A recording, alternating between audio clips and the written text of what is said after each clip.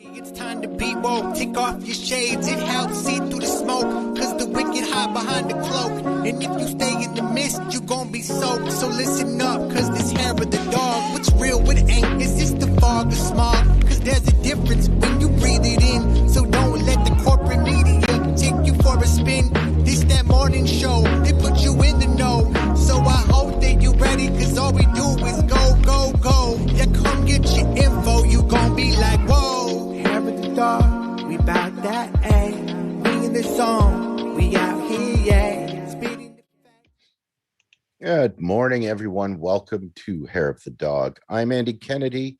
Thank you for joining us this morning. It is Wednesday, and we have a jam-packed show for you today, so we're going to get right into it. And I would like to introduce my lovely and talented co-host, Ms. Carrie Barber. Good morning, Carrie.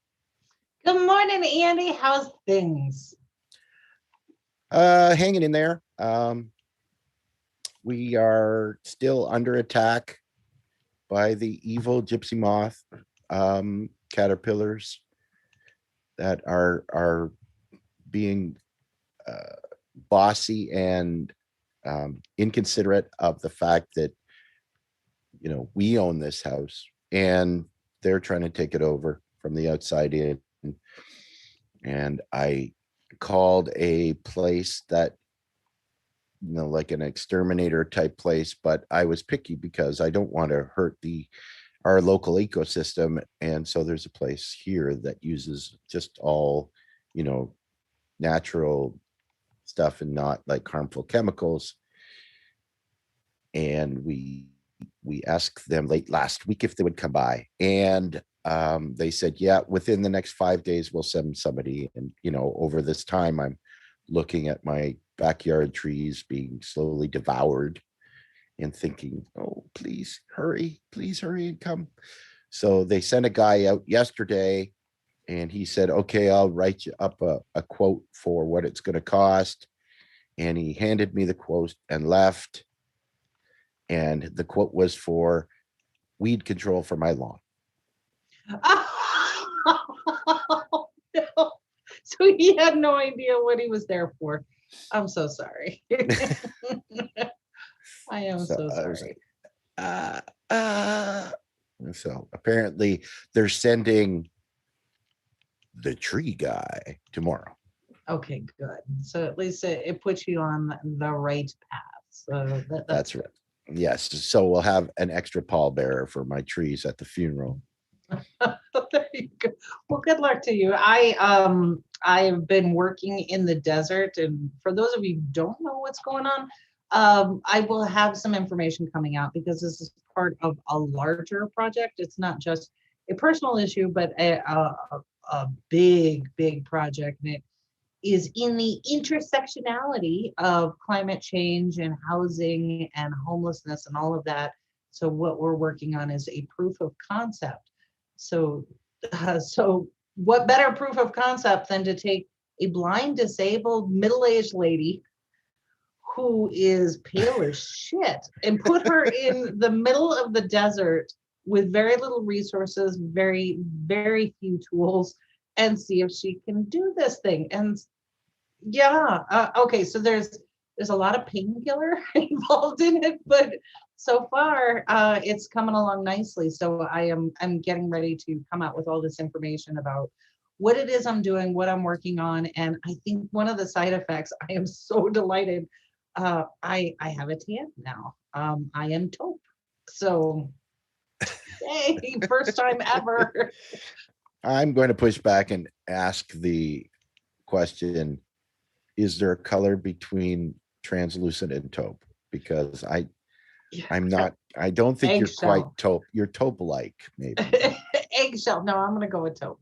Okay, SPF that's fine. 100 So on everything. So I've decided that I'm going to order from Amazon and have it shipped to you a horse with no name. There.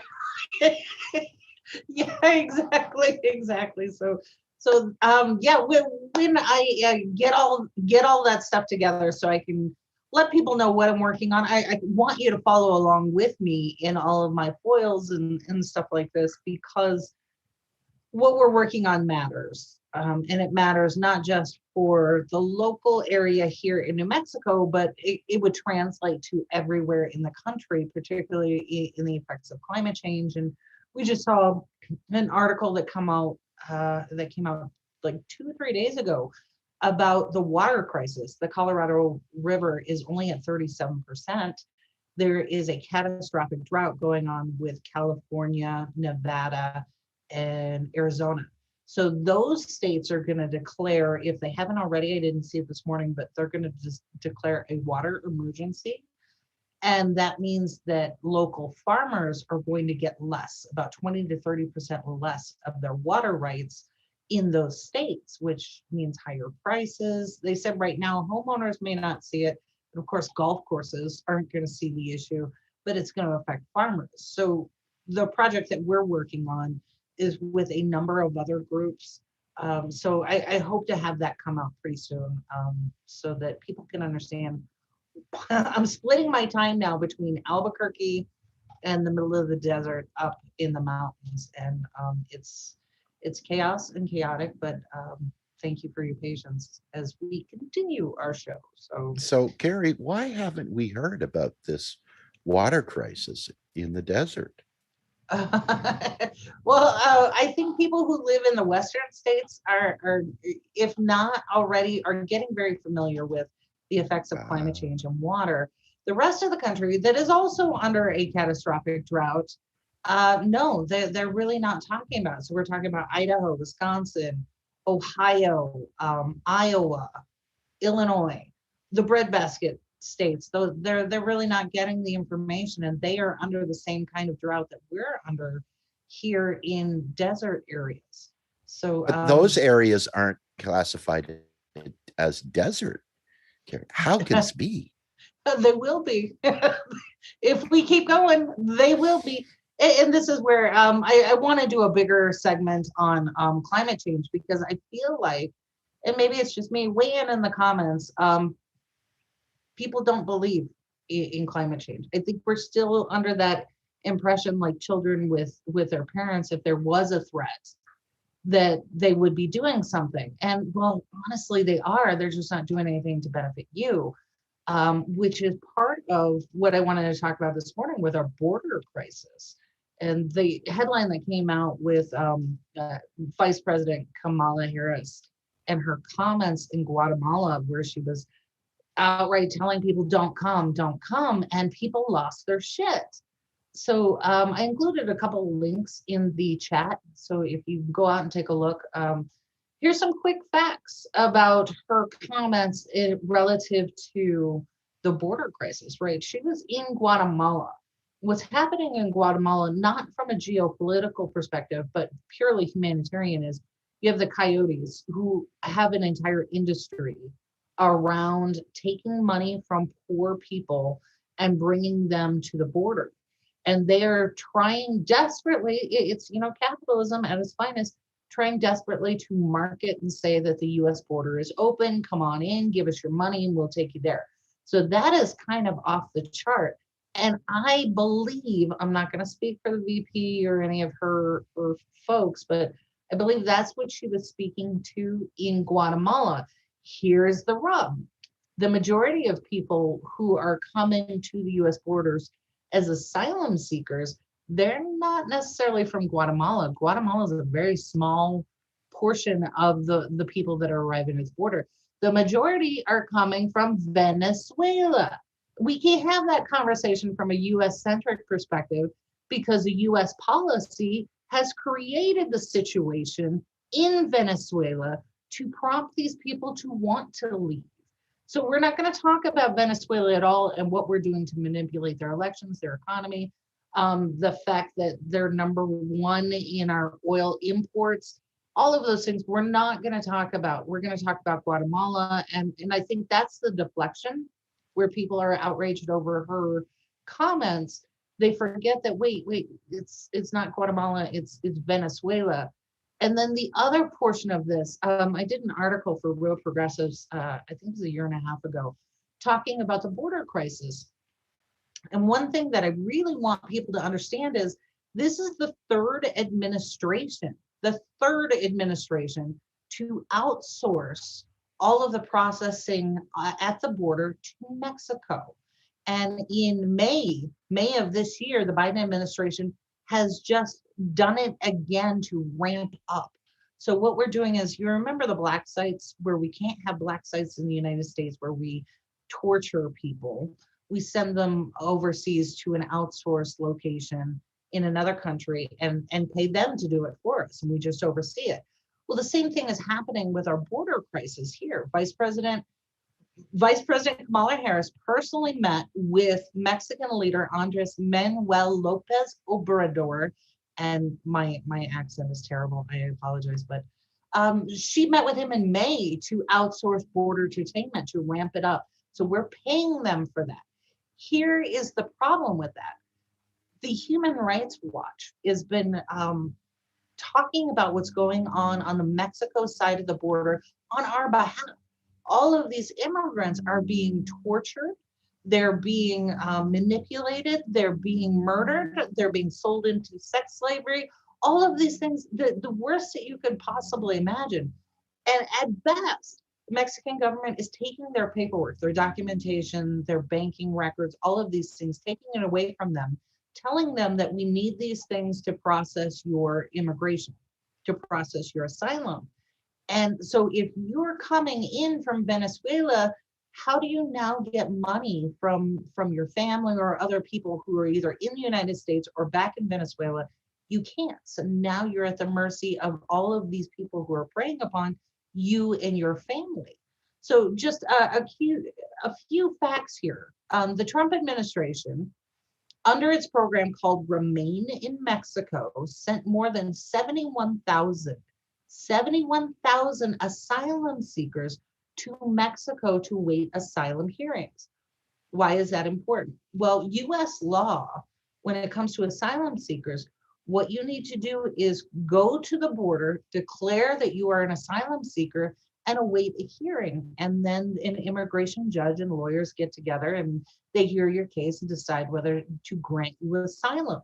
That's how the law works. These are people who are not crossing the border illegally. They're doing what we told them to do, asylum seekers. So we had been sending them back to Mexico for Mexico to deal with, and we've been paying for that. So since March of 2020, the US has expelled more immigrants. Additionally, since March 2020, the US has expelled more than 400,000 times as many to Mexico, including asylum seekers who were denied a chance to make their claims under travel restrictions, reportedly to prevent the spread of COVID-19. So this is a continuing policy in the Biden administration, who has ramped it up even more than the Trump administration. And then once again, we have Mexico on our behalf, who has been cited by Human Rights Watch because these Venezuelans in particular are facing kidnapping, extortion, and then lack of essential services, water, food, things like that. So all of that is going on right now at our border because we paid for it, we outsourced it. So, so if you were upset about the vice president's comments in Guatemala, I think you're missing the point. You're missing the bigger picture of what's going on in our immigration situation and all of these people. And then honestly, you know, Andy, you mentioned climate change and we talked about that. It's only going to get worse, only going to get worse as the geopolitical situation becomes less stable. And, you know, the US imperialism starts to interfere even more in Venezuela and other countries because we don't like, you know, maybe the populist candidate who's running. We're going to prop up a dictator or somebody who's more neoliberal austerity leaning, and we're going to make the situation worse. There's always a cause and effect. So yeah, that's and we've seen there's a couple of points to pull from that. And number one, from the climate change part, we're seeing you know, physically that the temperature around the equator in all regions of the earth at the center are becoming so hot that it's not able to support human life anymore, right? So people are fleeing those regions just to survive the heat and going either north or going south, right? And so that's something that isn't controlled by anyone, right?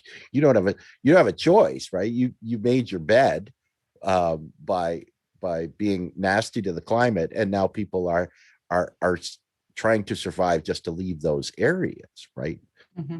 So what we've got, but even without talking about climate change, the policy of the U.S. government has always been about putting their own U.S. centric friendly leader in charge of these countries and these regime change coups that happen.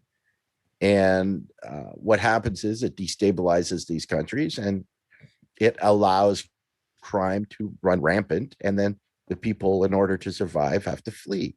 This is all a US problem, right? These are all created by the American military regime change paradigm that the US has done for centuries or for decades, right? So we've got no one to blame, but US has no one to blame but itself for all of this, right?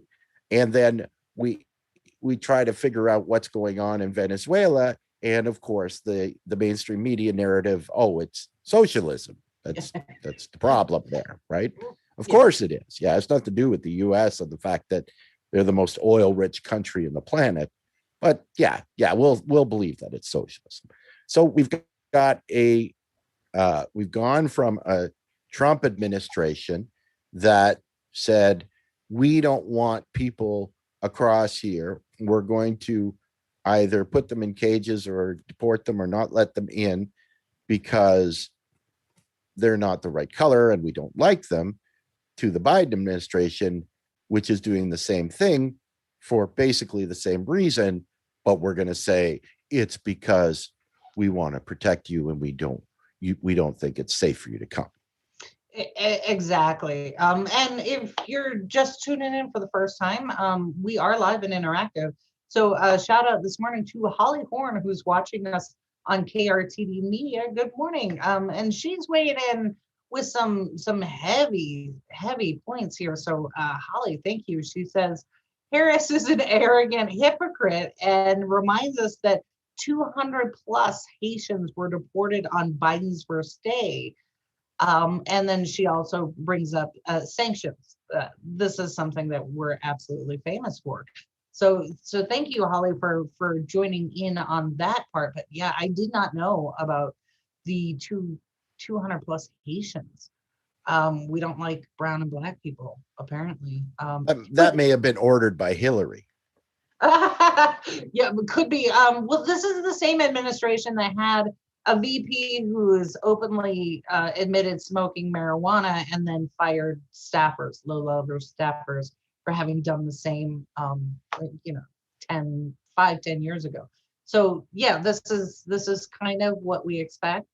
And for those of you who are tuning in who happen to be blue MAGA and you're screaming now, well, what about Trump? Okay, I just had a conversation with Tony Poznanski, big following on Twitter, who was doing the exact same thing, the whataboutism. I've had enough of that under Trump. I don't want to see it from the blue MAGA team either. Morals and ethics are not mutable depending on who's in office. They are what they are. And if you choose to play the whataboutism and think that, well, this person stole from me, so I can steal from, no, you are doing the exact same thing. And you are the reason we now live in what's categorized as a failed democracy. So congratulations on that. I would invite you to continue watching our program so that we can help you get out of that mindset and get back to reality. Because I'm personally really tired of seeing all of the blue MAGA, red MAGA. Well, we've got some really big issues to deal with. So with that, let's get into electoral politics and what's going on. So to continue just a touch on the blue MAGA, red MAGA thing, HR 1 just passed the House, and people are flipping their shit because Joe Manchin in the Senate has decided he's going to vote against it. And for those who are not familiar with how this works, if you have a bill that passes the House, it must also pass the Senate before it can go to the president's desk to be signed into law. It works the same way at the state level. Here it is at the federal level. So HR 1 is being touted by the Democratic Party as a savior of voting rights. It is not. I am so sorry to tell you that. If you haven't read HR 1, you can go and do that right now. It's at congress.gov, congress.gov. Type in HR 1 and the text of the bill will come up. When you see what this bill actually does, it's pretty much performative bullshit. There's this really interesting program about sending money to schools to get sample ballots to junior high and high school students, which I guess is good. But the majority of it does not protect ballot access and voting rights the way that they are selling it. And, it's rare that I would say this, but kudos to Joe Manchin for saying no on this one, because it also marginalizes ulterior parties. What this bill does is protects the monetary pipeline so that, and we showed you this in our program just the other day, and go back and watch it, how the corporate interests groom their candidates to run for office and shut out other candidates so that they can keep everything going the way they want it to go. And HR 1 further solidifies this because it shuts out third party or alternative candidates and parties, does not protect ballot access, and keeps the money flowing just for the two corporate entities, RNC and DNC. So if you haven't read HR 1, there are some good things in it. I'll take that, some good things, but I would like to see those split out into separate bills rather than putting it all together in this craptacular performative bullshit. And if once again you're screaming at me for this, I would invite you to look into how elections are actually run. They're run at a state level, not at a federal level. And if you're saying, but what about these laws?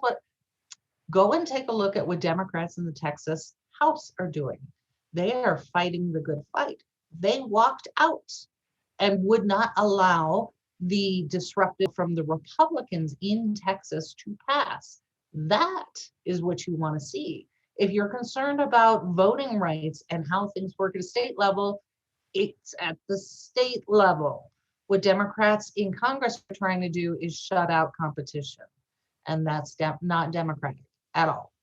And it's the same, free market capitalism. So I'm not sure what they're trying to do with HR 1, but yeah, Holly, so mixed bag, absolutely mixed bag. So that's kind of where we are with HR 1. So there were a couple of elections that happened over the last about a week and a half that you might want to consider getting a little more familiar with. So we'll start with Virginia. Now, this was a primary election, gubernatorial election for Democrats. So, Andy, if you wouldn't mind, you put up this first graphic because it cracked me up.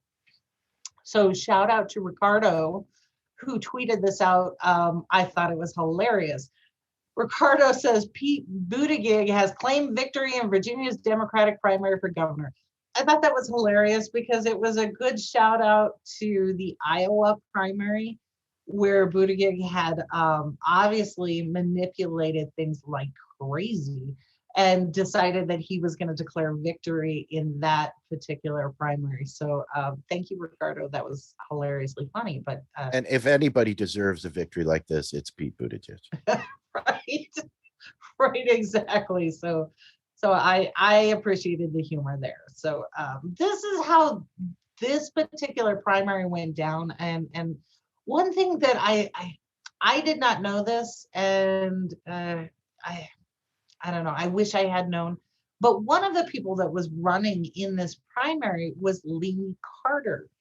If you're a Bernie crat and you don't know Lee Carter, shame on you, because Lee Carter came in, he swept out an incumbent Republican under the Bernie blue wave in 2018.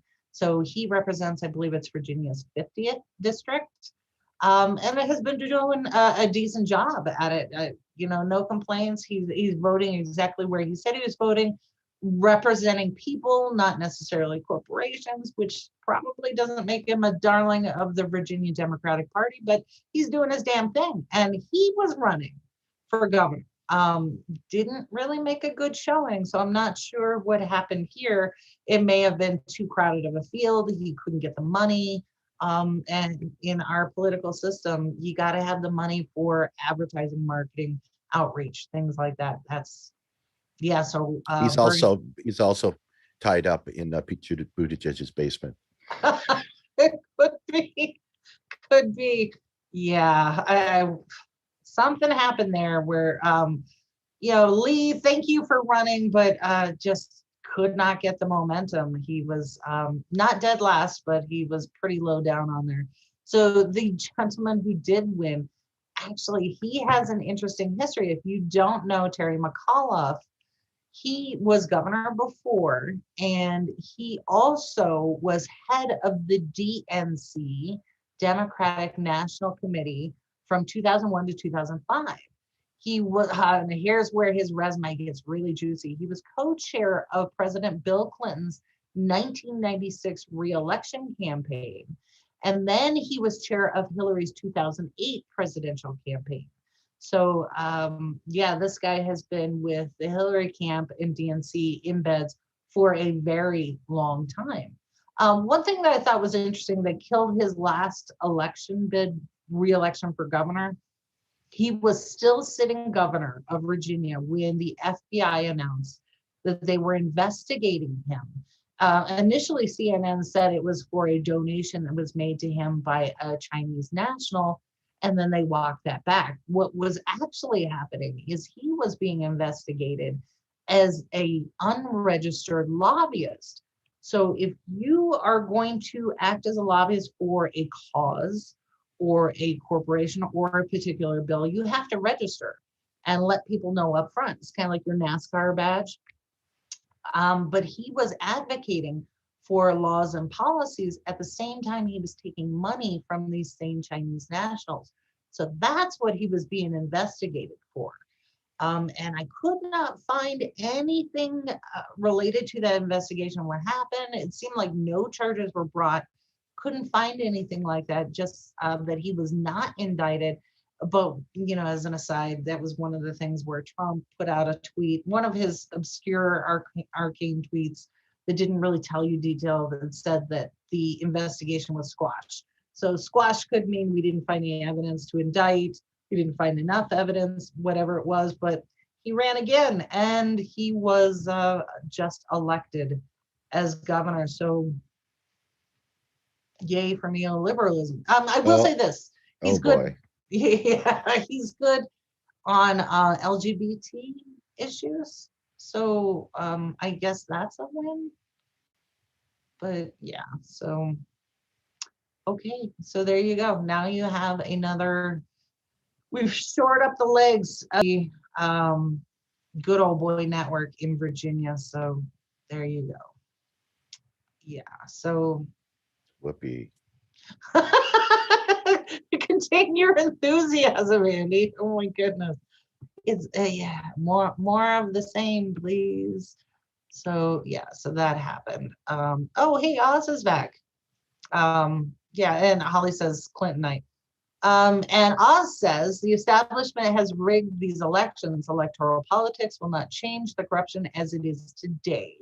Well, that's kind of what we've been talking about. We brought up the example of Putin and his cronies in Russia and made the same comparison here in the US, which is why I am railing against HR 1, particularly with the Democrat sycophants who are, oh yeah, we got to pass HR 1. None of them read it. None of them understand how elections actually work, where the issues are, and that it's ballot access. You can't claim to be a champion for voting rights and elections while you yourself are engaged in suppressing choice, free thought, primaries, things like that. So yeah, absolutely agree. So, Hey, Oz, don't try to steal my grumpy thunder, though, please. right, And right. the other thing is, Carrie, I love that you got to use the word sycophant. It's a good word. It's a 10-cent word. Well, I always, whenever I hear it, it's one of those words that makes me giggle because I think of an unwell elephant. That's a good one. That's a good one. Yeah. Um, yeah, we should start doing that, challenging ourselves. Give us a 10-cent word and we'll work it into an episode. I think it would be That would be great. very perspicacious. Oh, okay. Good on you, Andy. Awesome. Awesome. And on that note, let's move on to Peru.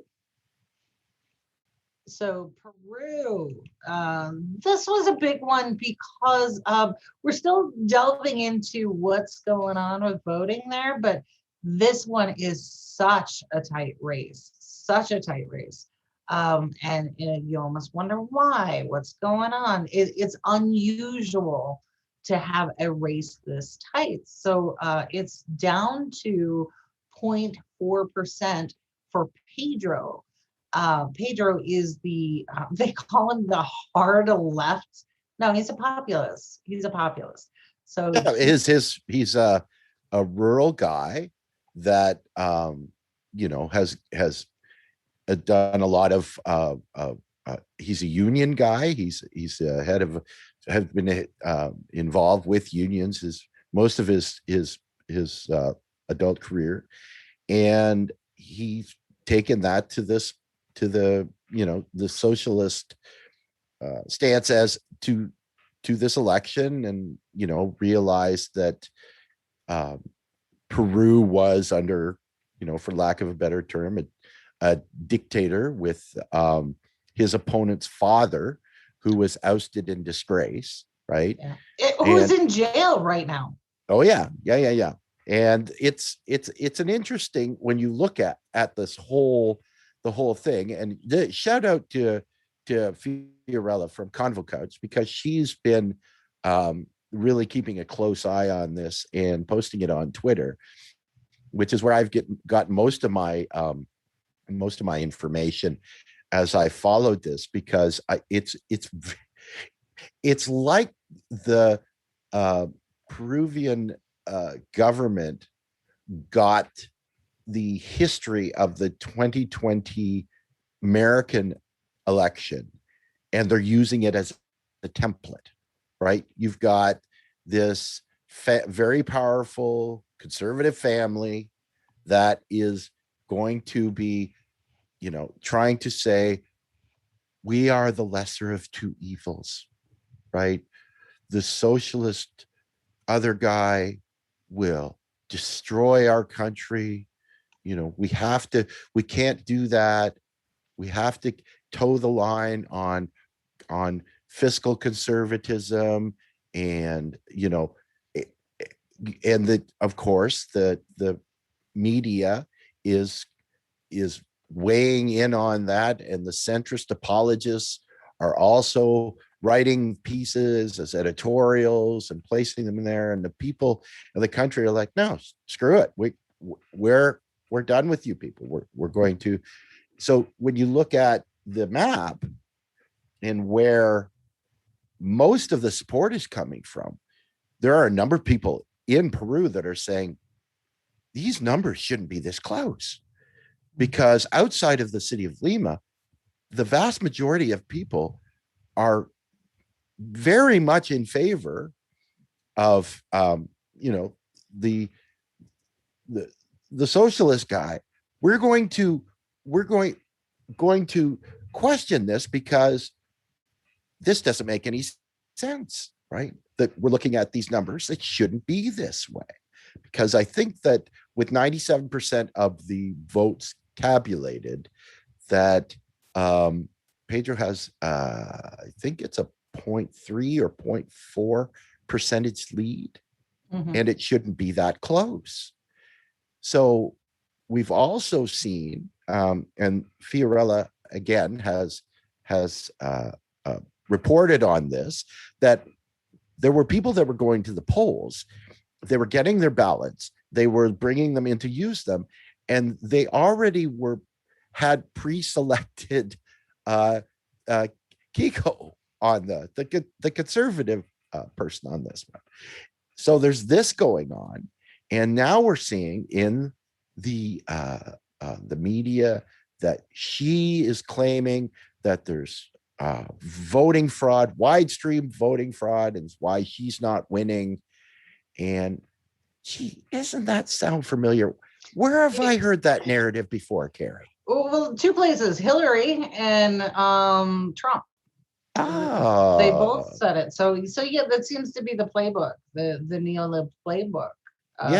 Yes, America's #1 export. And I hate that is the case. We are like the bad influence for others. Like, oh, I work there, let's try it here, and that's kind of what we're seeing. So Oz says Pedro for the people and Kiko for corruption, and he says yes, Fiorella is fantastic. And thank you, Andy, for saying that. And he also recommends Medea Benjamin as well as a good resource for people who want to know more about what's actually going on there. And yeah, so tune in, because this I think is really interesting. And you're right, statistically, it shouldn't be this close. And this is where you have the international observers who were pushing back on Kiko. And even people in her own party were like, yeah, let's not go that route, because the international observers said the election was fine. What they're doing is going into each of these precincts to see what actually happened, to follow up on some of those allegations that the ballots were pre-selected, which you cannot do. Yes, and there's also allegedly there's also stories of especially seniors that have been paid to say that there's corruption, right? They've been paid by Kiko's camp to say that there's corruption. This is allegedly, nothing's been proved, but this is another story that's surfaced. Right? Well, it reminds me of what happened it's another U.S. export, because in the Georgia Democratic Party used that exact same thing in a criminal complaint against Joseph Trina, the Bernie Krat organizer. This guy had been decorated within the Democratic Party for voter outreach and all of these things. And the minute Bernie started to rise and Joseph became a Bernie supporter, then the Democratic Party turned on him and used a 92-year-old woman who Joseph had worked with to put in, what was it, harassments or some sort of threat, and actually took him to court and would not allow him to come back to a Democratic Party meeting. And Joseph has since passed away, so he will never have justice or be exonerated. So way to go, Georgia Democrats on that one. But it's the exact same thing. And the reason they use these tactics is because they work, right? Until we all get hip to it and we all go, yeah, no, it's not, and start pushing back. That is part of that, the positive piece of cancel culture. Until we start pushing back on those types of bullshit tactics, we are never going to have a true democratic process, as evidenced in Peru. So right, and the only reason that that's a viable means is because of the mainstream media's complicity in all of this, right? That they're controlling that narrative, and people will not necessarily, unless they're listening to advocates like ourselves on social media. But the vast majority of Americans still get their, especially the older quote unquote voting crowd, still get their narrative from mainstream media. That's not going to change, right? They're running cover. And the perfect example is the Florida Democratic primary between Biden and Bernie. And they asked Floridians, who they thought would be better on free healthcare, and overwhelmingly they said Biden. Yeah. Mm. So there's that. There's that. Government, keep your hands off my Medicare. Yeah, so we've got a long way to go for basic civics and monetary policy education. So there's one more special election that I wanted to get to, and this happened here in New Mexico. So for those who have not been keeping score, the House member from not Illinois, New Mexico, Freudian, Deb Haaland was picked up by the Biden administration to become Secretary of the Interior, which is a great thing. So far, she's doing a good listening tour. We're looking for policy development, shutting down fracking, returning, upholding Article 6 for Indigenous people. Article 6 of the Constitution, for those of you who don't know, is the U.S. will honor all treaty agreements with sovereign nations, including Indigenous tribes. So that's what I'm looking for from Deb Haaland. She was my congresswoman, and so we had to replace her. So they just had a special election, and this was open to any party. So you had a number of different folks running. The favorite, and I don't necessarily want to call her anointed, but kind of looks like it. She had the backing of the majority of Democrats and those on the left. Excuse me, and she was just elected. Her name is Melanie Stansbury. And the reason why I wanted to highlight this is not just because it's a little bit of a civic lesson here about how things work, but because look at her resume. And if you wonder where some of the anointed candidates come from, it's because they have a long history of working with the party, their established party, and they have a relationship. So you can take it one of two ways. One, it's always an insider, and it's always the insider who's going to get picked and is the darling. While that's true, the other way to look at this is possibly it's you keep it in the family, right? So I had this challenge in Illinois with unions to get into the union or get into the apprenticeship program. First question they ask you is, are you a union member? Because they want to keep it in the family. Same thing happens with politics.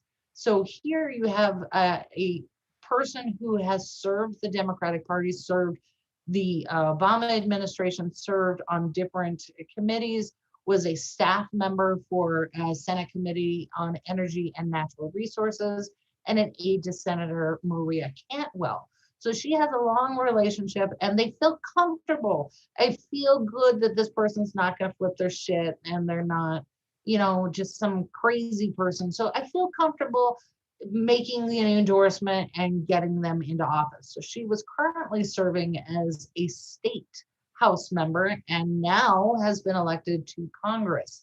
So I think that this is important to kind of get a better understanding of how these things develop, and good, bad, or indifferent. Here are the facts of it, and here's a candidate who shows that. And I don't want to suggest that she herself is a bad person or that she's not going to do a good job. It's just I think her resume tells the story that we need to understand better when we talk about checking out of politics and all of these other things. So, hey, Oz, Reef did not build the graphics for today. Do you have a critique or suggestion?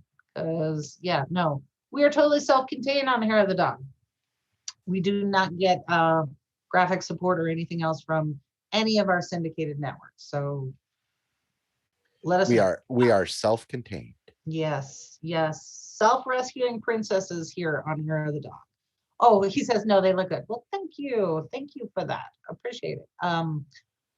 So that was the last one that I wanted to go through on this really quick election recap, just to give you basic civics and understanding, particularly for those of you who have checked out of electoral politics, because it matters. It still matters. You may have checked out, but that means you're just giving them power to own you just a little bit more, and we don't want that.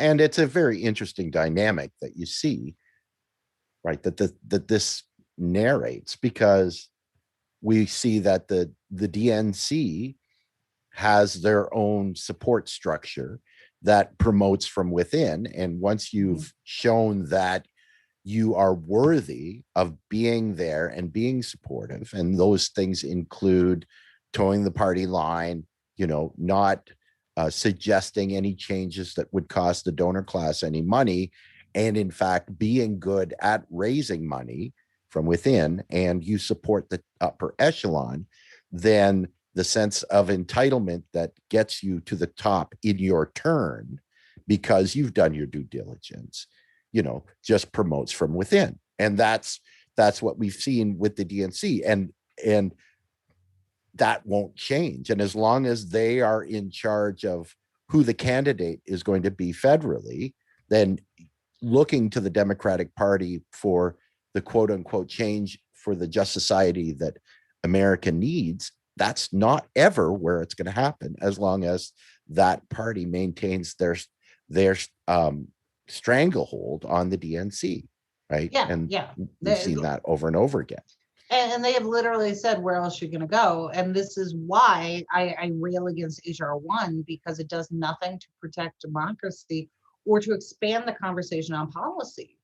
Exactly. You have to have multiple parties and coalitions and things like that in order for that to happen. So while on one hand, they're strangling out those opportunities, they're still calling it voting rights, and it's not. It's absolute bullshit. So, Okay, we just got an invitation to a dance. This is nice.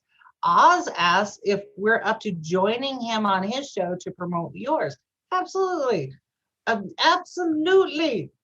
So, yeah. As long as it's not in person, because, the border. Yeah, poor Andy. You're still stuck. You're stuck. But yeah, right. Absolutely. Thank you for that. So that wraps up our electoral piece. There are two events that I definitely wanted to highlight here, and I have been negligent on one of these. The other one just got announced. So, Andy, which one do you want to do first? Let's talk about our buddy Rome first.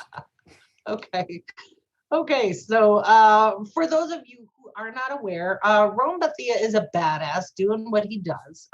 He is a outright communist. I don't know where you fall on the political spectrum, but he's all about the people movement, and he's fully embraced communists, as a lot of younger folks have. They're, Andy, you and I have talked about it. They are not terrified of the word communism the way that we were raised. So I find that curious, and kind of I'm pleased by it, because I want to have those conversations, right? I have no problem talking to a libertarian or a Trumper or even a neoliberal cafe latte Becky. So because I'm confident in my understanding of politics and policy and cause and effect. So I want to have more of those conversations with outright socialists, democratic socialists, not the democratic socialists who are sheepdogging for the Democratic Party, actual democratic socialists, and others, because we need those. We need those conversations. Absolutely. Of course we do. So here is Rome living what he says he believes in, and he's doing this nationwide tour. He's been to 3 or 4 states. And here he is prepping to go to Seattle. So not just Seattle, but Everett. So 2 places in Washington on July 4th. And I like the way he said it. He's like, if our government has failed us on July 4th, it's up to us, people power. That's why I'm doing this on July 4th. So what he does is collects monetary donations. And it's not a lot. He's turning a dime into a dollar. He's phenomenal with this. And he collects toiletries, diapers, food, clothing, all of this sort of thing, and hands it out to people in need. He doesn't ask, what your income is. None of that. His core goal is to let people know that they actually matter, that they matter to each other. They should matter to everyone. And then for those of you who can't tell, and I don't want to be indecent, but so I am wearing his brand new design shirt. It's called Eat the Rich, and it's super cute. Absolutely super cute. He designed this himself. I purchased one of these shirts, and I'll put the link in here. So if you want to support Rome and you can't be on the ground in Washington, if you can't be there with him to help hand out everything that's going on. This is one way where you get something, you get this cute little t-shirt, and he gets the proceeds and he's spending them on these donations and these goodwill efforts. So shout out to Rome. He's always walking the talk, and I appreciate it. Yes, and help donate to Rome and get him the hell down from there. Yeah, that's it.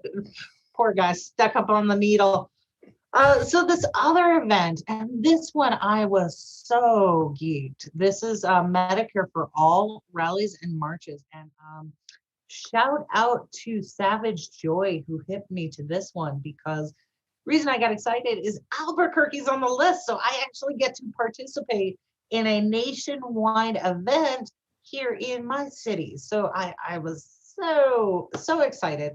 And I've got the link to this one. It is a Linktree March for Medicare for All. So what's happening with this one, this is later in the month of July.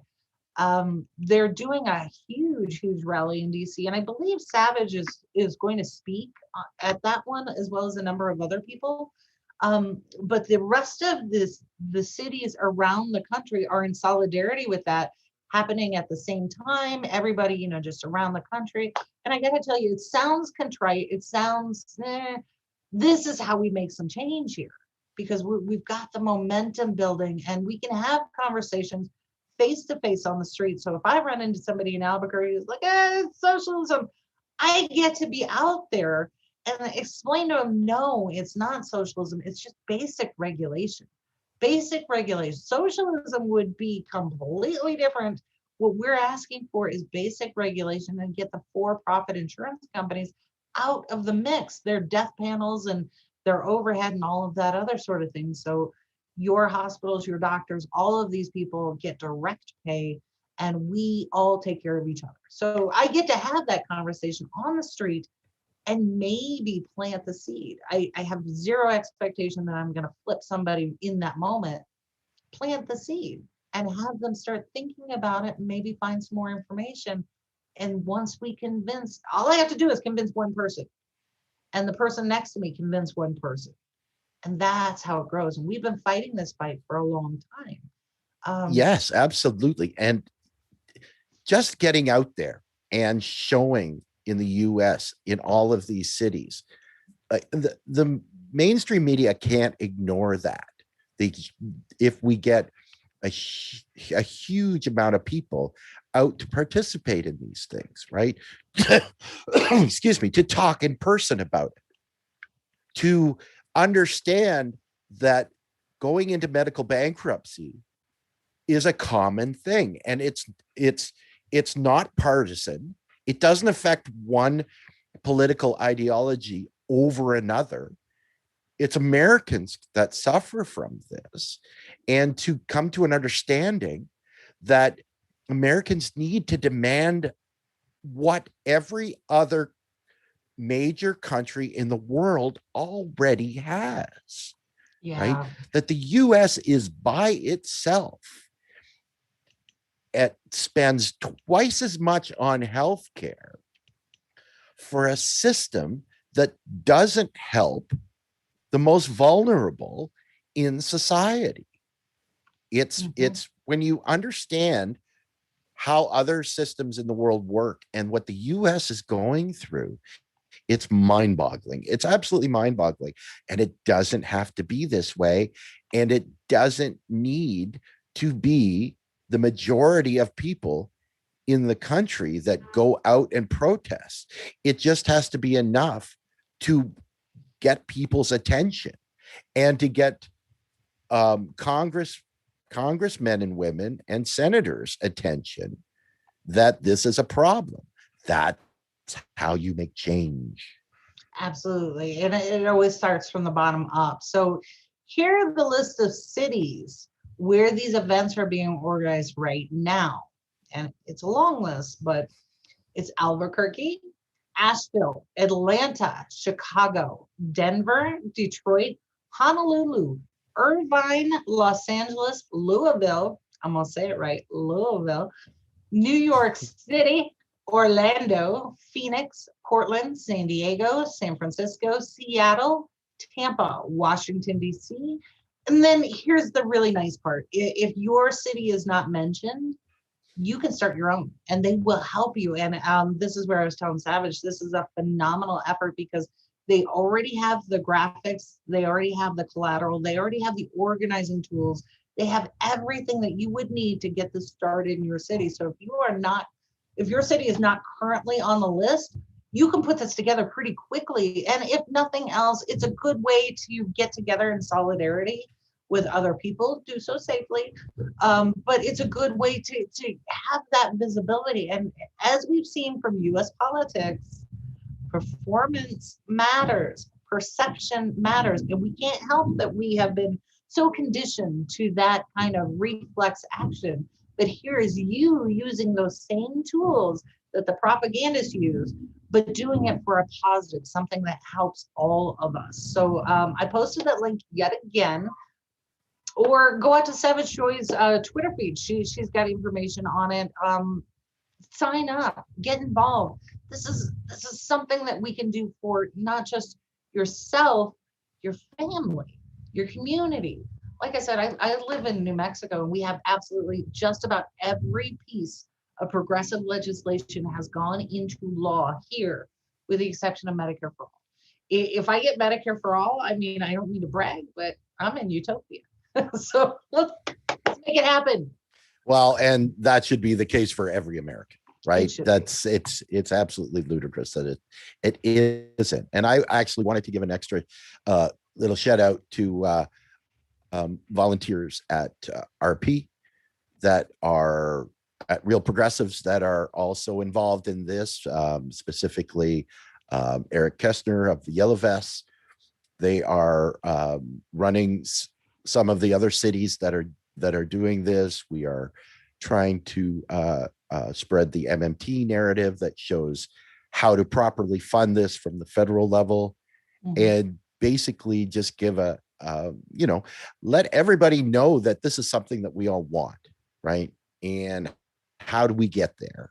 Because there's a lot of push right now for state-based Medicare for all, right? And trying to help people understand that, sure, it's important that those things perhaps move forward in at least a show of solidarity. We want them. But if you're an advocate for MMT, you understand federal financing, that's ultimately where the money needs to come from, right?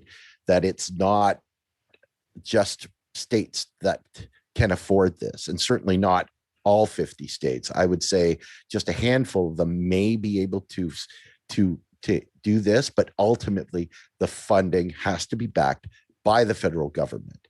And everybody coming out to these cities and joining hands and speaking with a single voice saying, we want it, goes a long way to convincing the federal government that, yeah, if you want to stay in power, then you have to start implementing progressive policies, because the United States is going to self-destruct if it doesn't, because the nth stage capitalist society that you live in is eating itself.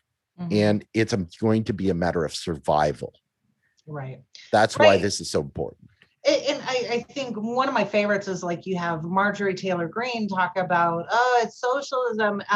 We need to push back on all of that and say, well, it's not socialism when you are getting your platinum level insurance and benefits for your family paid for in the same way that we are asking for our coverage to be paid for. Yes, exactly. And that's very important. And one other thing I would like to little quick side note about this is that because I'm Canadian and we have free healthcare in this country, right? That initiative was started in the province of Saskatchewan, which is a Midwest province. And at the time they had a socialist government. They initiated healthcare for all at the provincial level, which is like the US starting at the state level, right? But the reason that it survived and went nationally is because at the time it was needed and wanted by the majority of Canadians, and the federal government was on board with bringing it in.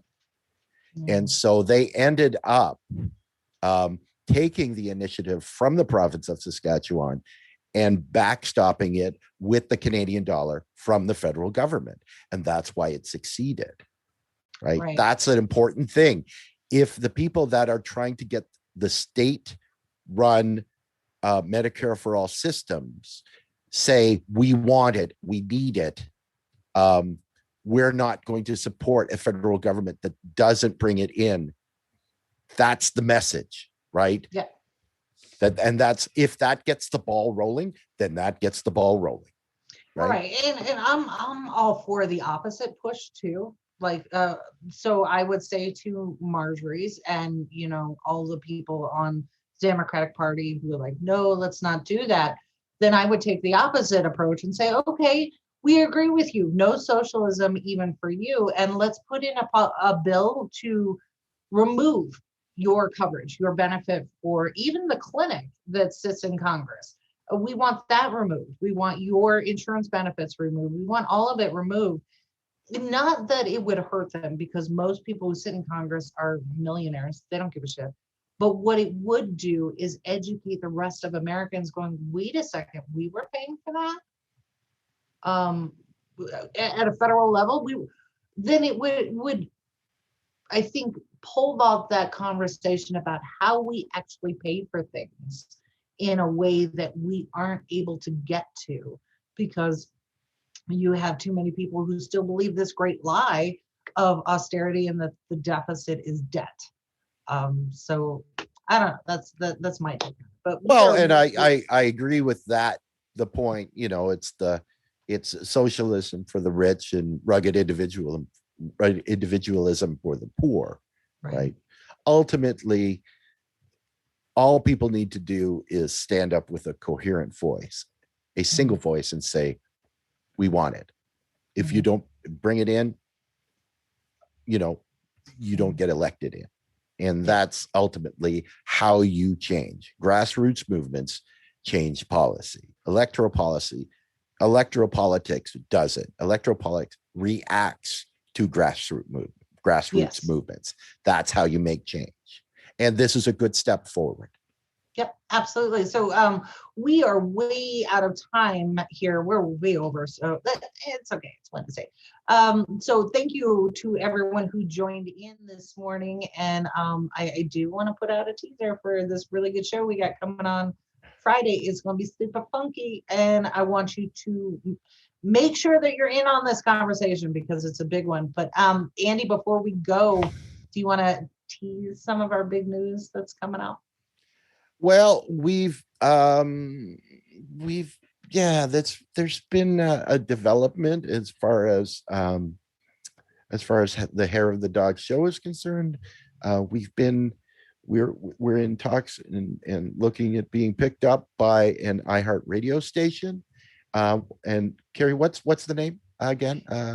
Yeah, this is the House of Public Discourse. It's an up and coming station on iHeart Radio, and they're doing some amazing things about public discourse, about really getting into that critical thinking and having those better conversations, not just the bullshit opinion things, but some actual good conversations, good old-fashioned journalism, all of that sort of thing. So we were delighted that they looked at our show and went, yeah, you fit. You absolutely fit. You're doing something completely different than what we see across the internets, and they really like our broadcast. So it's exciting stuff. So look for that coming up soon. And it expands our footprint, and it's great news for us. And so, kudos to them for their obvious good taste and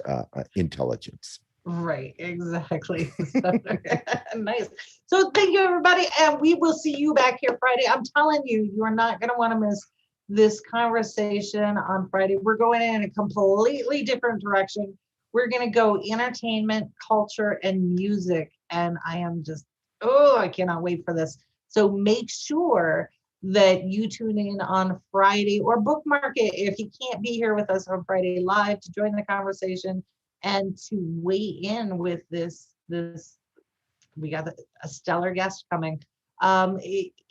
If you're not able to bookmark it, because you're going to want to see this and you're going to want to keep up with some of these projects that we're going to discuss and things that are coming down the pike, because it's just phenomenal. We're going to have exclusive, unpublished, first time heard content on our show. So, and it's going to be off the charts funky. Absolutely. So thank you, everybody.